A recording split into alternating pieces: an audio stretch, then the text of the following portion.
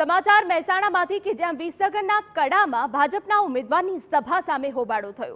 લોકસભાના ઉમેદવારની સભા વખતે ક્ષત્રિય યુવાનોએ વિરોધ કર્યો। વિસનગર પોલીસે 10 યુવકોની અટકાયત કરી હતી। ભાજપની જાહેર સભા વખતે સૂત્રોચ્ચાર કર્યા। સભા બાદ ફટાકડા ફોડી વિરોધ પણ કરાયો હોવાની ચર્ચા। તો વિસનગર પોલીસે 10 યુવકોની અટકાયત કરી હતી અને આ યુવકો દ્વારા વિરોધ કરવામાં આવ્યો હતો। ભાજપની જાહેર સભા વખતે જ ભાજપ વિરોધી સૂત્રોચ્ચાર કરાયા હતા અને તે બાદ મામલો બેચક્યો હતો અને વિગતો એવી પણ છે કે સભા બાદ ફટાકડા ફોડી વિરોધ કરાયો હોવાની પણ ચર્ચા છે। તો વિસનગરના કડામાં પણ ભાજપના ઉમેદવારની સભા સામે હોબાળો થયો હતો। ભાજપના ઉમેદવારની સભા મળી હતી અને તે સમયે ક્ષત્રિય યુવાઓએ ત્યાં પહોંચીને વિરોધ પ્રદર્શન કર્યું હતું। વિસનગર પોલીસે 10 યુવકોની અટકાયત કરી હોવાની વિગતો મળી રહી છે।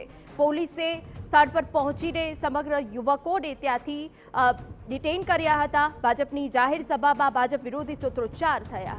સંવાદદાતા મનીષ મિસ્ત્રી વધુ વિગત આપી રહ્યા છે। મનીષ, પૂરી વિગત। જ્યાં સમગ્ર મામલો વિસનગરના કડા ગામનો છે કે જ્યાં આગળ મહેસાણા લોકસભા બેઠકના ભાજપના ઉમેદવાર હરિભાઈ પટેલની જાહેર સભા હતી અને એ દરમિયાન આ સમગ્ર વિરોધ જોવા મળ્યો હતો અને ત્યાં આગળ ક્ષત્રિય યુવાનોએ હોબાળો પણ મચાવ્યો હતો અને જે 10 જેટલા યુવકોને પોલીસે ડિટેન પણ કરી અને બાદમાં જોકે એમને છોડી મૂકવામાં આવ્યા હતા અને સભાની નજીકમાં જય ભવાની કેટલાક નારાઓ પણ બોલાવવામાં હતા અને બાદમાં આ યુવકો ને ત્યાંથી અટકાયત પોલીસે એમને છોડી અને એમના નિવેદનો લઈ લેવામાં આવ્યા હતા। સમગ્ર મામલો આજે છે કે છેલ્લા ઘણા સમયથી રૂપાલાનો વિરોધ નોંધાઈ રહ્યો છે, જેના મામલે ક્ષત્રિય સમાજના જે યુવાનો એમને આ પ્રકારે વિરોધ નોંધાયો છે। તે ઉપરાંત આપણે જણાવી દઉં કે વિસનગર